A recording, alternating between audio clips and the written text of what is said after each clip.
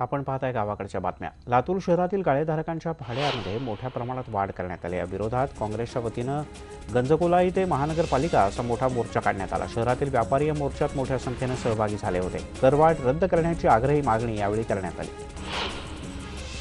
शिवसेना भाजप युती म्हणजे सत्तेसाठी नंगानाच अशी प्रतिक्रिया आमदार नितेश राणे यांनी व्यक्त केली। आधी जैतापूरचा अध्यादेश रद्द करून दाखवा, मग नाणारचा अध्यादेश रद्द करून दाखवा असंही नितेश राणे यांनी म्हटलंय। नाणार फक्त 6 महिन्यांसाठी बाजूला ठेवला जाणार आहे। निवडणुका झाल्यानंतर पुन्हा हा प्रकल्प माथी मारला जाईल हे लोकांनी लक्षात घ्यावं असा दावाही त्यांनी केला।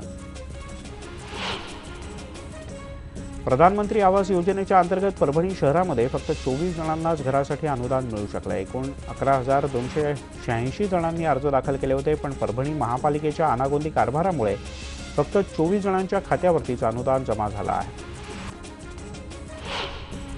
नाशिक जिल्ह्यातील नारपार जल योजनेमध्ये मनमाडसह नांदगाव, चांदवड या तालुक्यांचा समावेश कराव्या मागणीसाठी मनमाड बचाव कृती समितीनं आंदोलन केलं। या योजनेचं पाणी मिळवण्यासाठी डॉक्टर आंबेडकर पुतळ्याजवळ धरणं आंदोलनही करण्यात आलं।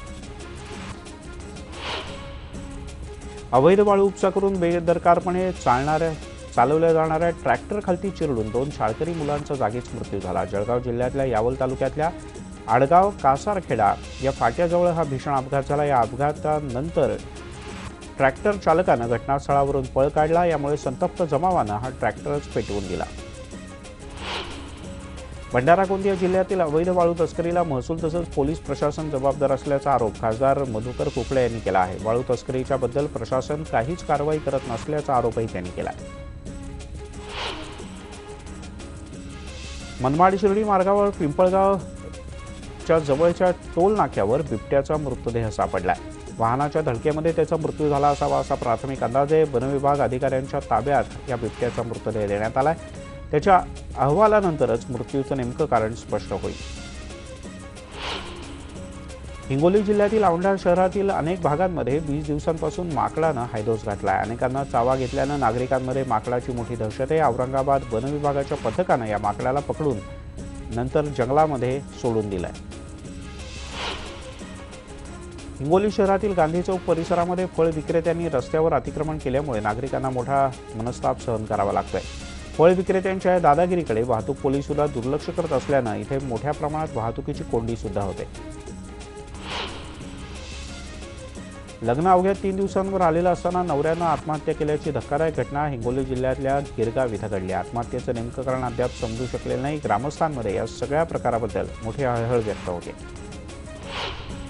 राष्ट्रवादी काँग्रेसचे अध्यक्ष शरद पवार यांनी आज सोलापूरसह माढा लोकसभा मतदारसंघाचा आढावा घेतला। यावेळेला शरद पवार यांनी कार्यकर्त्यांशी बंद दाराआड सविस्तर बातचीत केली। या बैठकीला राष्ट्रवादीचे खासदार विजयसिंह मोहिते पाटील, बळीराम साठे यांच्यासह अनेक जण उपस्थित होते। भुसावळमध्ये आज मुख्यमंत्री देवेंद्र फडणवीस यांनी विविध विकास कामांचं उद्घाटन केलं। निवडणुकीच्या पार्श्वभूमीवर या विकास कामांचं उद्घाटनाचं आयोजन करण्यात आलं होतं। शहीद जवानांच्या पाठीशी जनता कुटुंबाप्रमाणे उभी राहील असं मुख्यमंत्र्यांनी बोलून दाखवलं। वाशीमध्ये 5 दिवसीय कृषी महोत्सवाच्या उद्घाटनाला मंत्र्यांनी आणि शेतकऱ्यांनी पाठ फिरवली। सकाळी 11 वाजता होणारं उद्घाटन संध्याकाळपर्यंत झालंच नाही। रब्बीच्या पिकाच्या काढणीची वेळ असल्यानं शेतकरी आपापल्या कामात व्यस्त आहेत। पंढरपुरात पश्चिम महाराष्ट्र विभागीय शरीरसौष्ठव स्पर्धेचं आयोजन करण्यात आलं होतं। यात पुण्याच्या रुपेश चव्हाणनं लहुजी श्री 2019 हा किताब पटकावला, तर पुण्याच्याच राजेश इर्ले हा उपविजेता ठरला। या स्पर्धेमध्ये राज्यभरातील 100 पेक्षा जास्त स्पर्धकांनी भाग घेतला होता। या बुलेटिनमध्ये इथेच थांबूयात। सर्व प्रकारच्या ताज्या अपडेटसाठी news18lokmat.com या आमच्या वेबसाईटला लॉग ऑन करा। तसंच फेसबुक आणि ट्विटरवर आम्हाला फॉलो करा।